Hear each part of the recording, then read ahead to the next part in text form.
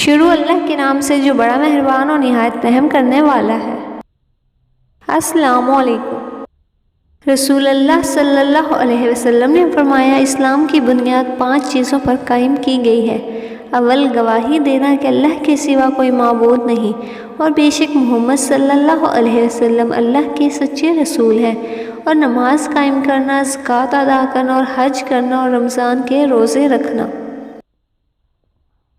آپ صلی اللہ علیہ وسلم نے فرمایا، جس شخص میں یہ 3 باتیں ہوں گی وہ ایمان کا مزہ پا لے گا۔